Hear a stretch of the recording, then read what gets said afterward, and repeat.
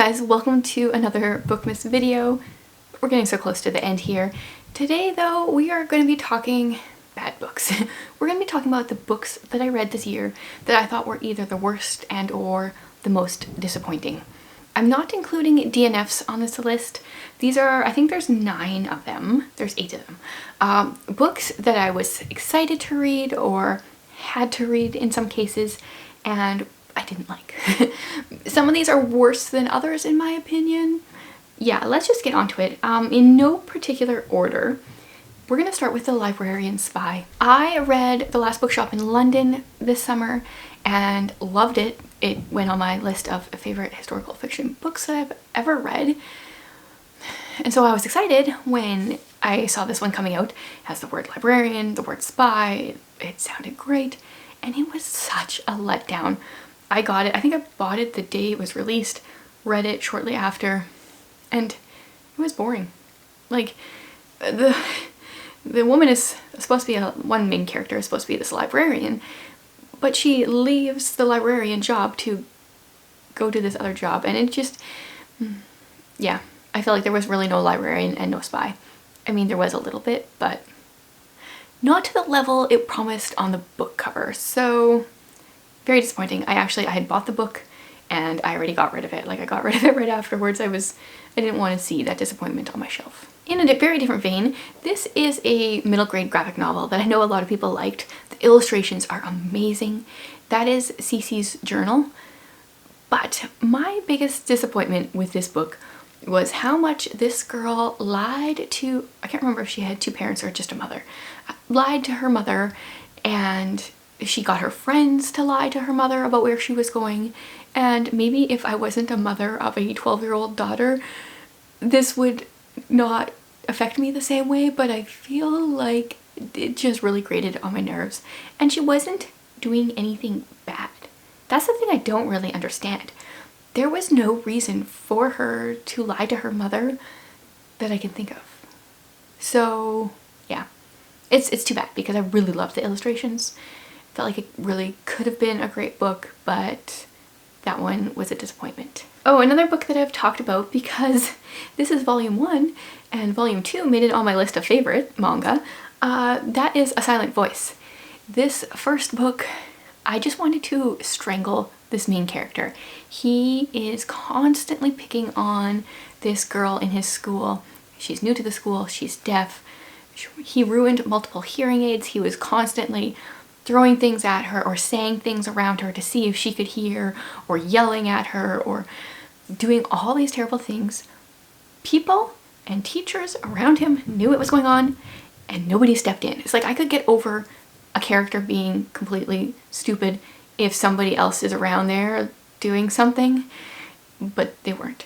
I think I gave the first volume 2 stars, but I saw that there was going to be some redemption in the series, so I continued, and like I said, volume 2 ended up getting on my list of favorites. It was a 5-star book, but volume 1 just made me really angry. Okay, then we've got a couple that I have read for book clubs this year, and this is often my hesitation with book clubs because I often feel like I need to finish the book, and so often I don't like it. And I have not finished a book before when I haven't read it, but I don't like going to a book club and admitting I didn't read a book, especially if there's not like a real reason why.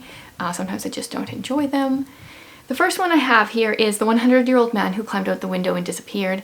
It is a funny premise to a book. So in the first chapter, this man, it's his 100th birthday. There's going to be like a big celebration in the nursing home for him.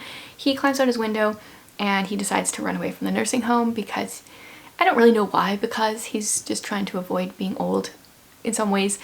He goes to the train station or bus station or whatever it was. Some guy asks him to hold his suitcase while he goes to the bathroom. The train or bus comes. The man decides to take the suitcase and go on, and he ends up finding out that there's like a lot of money in the suitcase and things happen, and then it's this 100-year-old man and this like other 70-year-old man on the run from the law. It's kind of funny, but it felt like the book didn't really have a point. Yeah, it just didn't really go anywhere, and it was one of those books that was like 100 to 200 pages too long. Then we have another book club.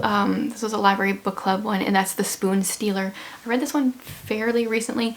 I initially didn't like it because I thought the dog was a person, just the way they wrote the dog into it. So it's a Canadian historical fiction book, and this woman is writing her like memoirs through this library memoir writing club, and some of it is good.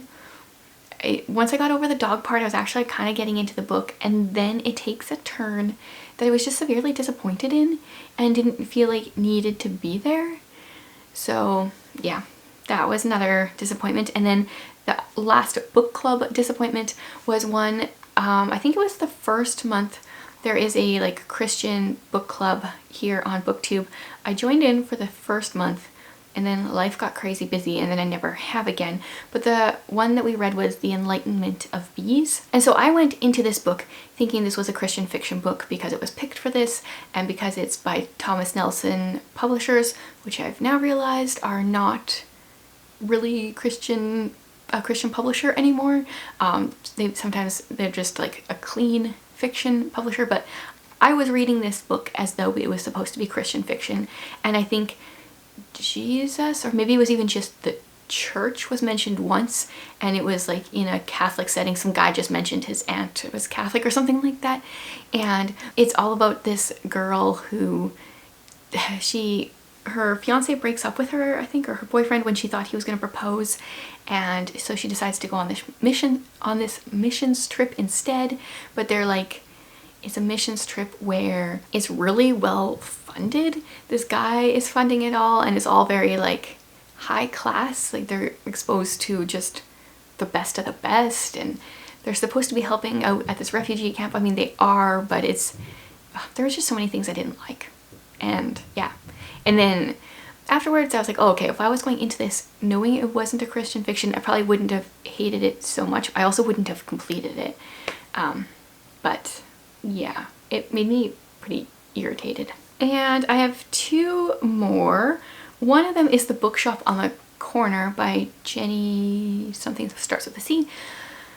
I really want to read bookstore books, and I loved this one because she is a librarian in England. She loses her job, she moves to Scotland, she sets up a mobile bookstore in a bus, which just hits on like so many check boxes. Definitely growing up, there used to be a trailer. It was like pulled by a truck, and there was like a trailer that had books. It was called the book bus, and that's how we had our library when I was younger. So this brings back memories. And the first half of the book was a solid 5 stars. Was really enjoying it. And then in the second half, there's a romance between like the main character, and then also like her friend that just takes over, and that's all that the rest of the book is. And yeah, I would give the first half of the book 5 stars and the second half 2 stars. I can't remember what I rated it on Goodreads because that was difficult. I went into the book not thinking I was going to like it, and then thought I was completely wrong because the beginning was so good. So now I'm scared to try any more of her books. They are often recommended because they're like all bookstore books, and there's some Christmas ones, but I'm kind of scared they're all going to be in that same theme, same vein. If there are exceptions, ones that are good all the way through, where the romance aspect isn't a little too open and in your face, I would be curious to read more because the first half was really good. And then my last one, actually, I guess I did finish this book. I don't remember finishing it. That's kind of how bad it was. It is one that I mentioned recently because it was the winner for the Goodreads Choice Poetry Book for the Year. I read it back in the spring, I think. It's called Call Us What We Carry. It is a poetry collection that is all about the beginning of COVID. And I thought it would be more like we banded together and we survived this kind of theme, and instead it was like I'm so alone and depressed and I hate the world kind of theme, and that's just not what I'm going for. So, but that being said, you guys have been recently leaving me a bunch of poet recommendations and like poetry collection recommendations, Plus, I think I found someone on Instagram who has like an independently published poetry book that I want to buy so bad. So I think I'm almost to the point where I will have like some more modern poets that I'm excited about, but I'm very over the depressed poetry of these days. So there you have it. Those are what I consider my most worst and disappointing books of 2022. There's a variety.